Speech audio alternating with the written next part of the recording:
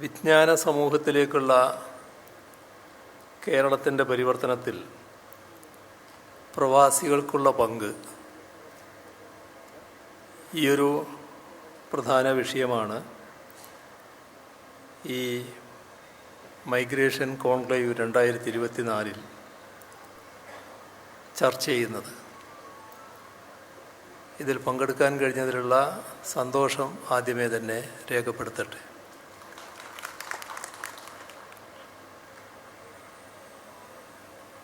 ഈ കോൺക്ലേവ്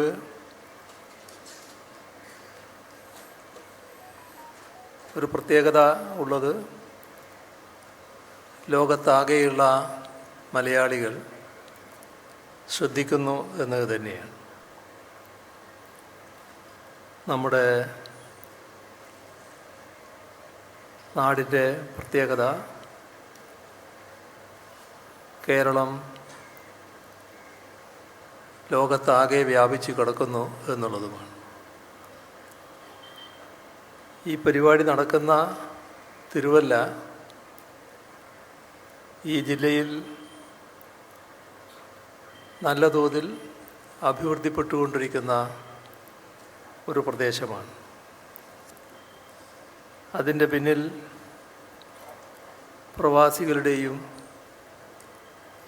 പ്രവാസി നിക്ഷേപകരുടെയും വലിയ പങ്കുണ്ട് എന്നത് യാഥാർത്ഥ്യമാണ്. മലയാളിയുടെ പ്രവാസ ജീവിതം ഒരു നൂറ്റാണ്ട് മുൻപ് തന്നെ ആരംഭിച്ചതാണ്. മധ്യ തിരുവിതാംകൂറിൽ നിന്ന് 1930കളിൽ മലയായിലേക്കും സിംഗപ്പൂരിലേക്കുമെല്ലാം പോയി തുടങ്ങിയ മലയാളികൾ പിന്നീട് ഗൾഫിലേക്കും അമേരിക്കയിലേക്കും യൂറോപ്പിലേക്കും ആഫ്രിക്കയിലേക്കും എല്ലാം കുടിയേറുന്ന അവസ്ഥയുണ്ടായി. ഇപ്പോൾ ഓസ്ട്രേലിയയിലും ന്യൂസിലാൻഡിലുമെല്ലാം നമ്മുടെ മലയാളി സഹോദരങ്ങൾ എത്തിച്ചേർന്നിരിക്കുകയാണ്. ആദ്യം മലയാളികളില്ലാത്തിടത്തേക്കായിരുന്നു കുടിയേറ്റം. അത് ഈ കാലത്ത് അസാധ്യമാണ്. കാരണം മലയാളികളില്ലാത്ത ഒരിടവും ലോകത്തില്ല എന്ന അവസ്ഥ ഏകദേശം വന്നു കഴിഞ്ഞിരിക്കുകയാണ്. എവിടെ ചെന്നാലും അവിടെ മലയാളിയെ കാണാൻ കഴിയും. ഇതാണ് മലയാളിയുടെ ഇന്നത്തെ ഗ്ലോബൽ ഫുട് പ്രിൻ്റ്. കേരള സർക്കാർ നാടിൻ്റെ അഭിവൃദ്ധിക്കായി ഇതിനെ എങ്ങനെ ഉപയോഗിക്കാനാകുമെന്നാണ് ഉറ്റുനോക്കുന്നത്. 182 രാജ്യങ്ങളിൽ നമ്മുടെ പ്രവാസികളുണ്ട്. 2018 കണക്കനുസരിച്ച് പുറംനാടുകളിലേക്ക് കുടിയേറിയിട്ടുള്ള പ്രവാസികളുടെ എണ്ണം 21,20,000 അത് പൂർണ്ണമല്ല എന്നത് നാം കാണണം. ഇന്ത്യൻ പാസ്പോർട്ടുള്ളവരുടെ കണക്കാണിത്. ഇന്ത്യയിലെ തന്നെ ഇതര സംസ്ഥാനങ്ങളിലുള്ള മലയാളികളുണ്ട്. അതിതിനു പുറമെയാണ്. എല്ലാവർക്കും അറിയാവുന്നതുപോലെ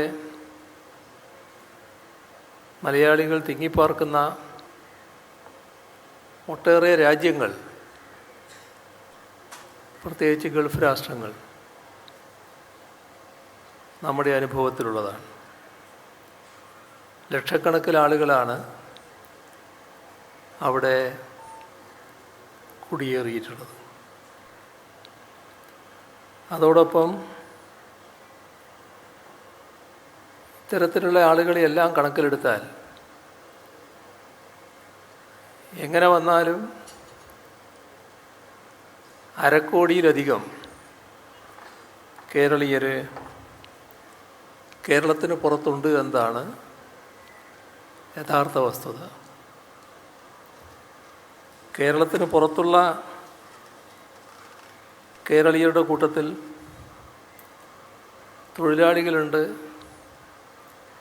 വിദ്യാർത്ഥികളുണ്ട്,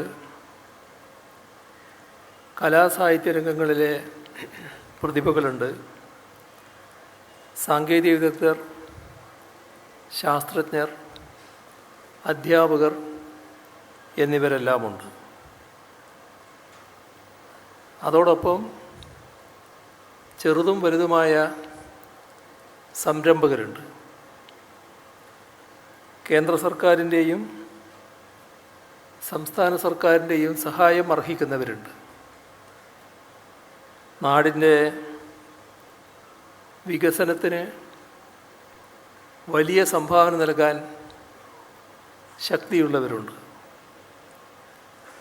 ഒരു തരത്തിൽ വിശ്വകേരള കൂട്ടായ്മയാണിത്. ഇതിൻ്റെ കരുതൽ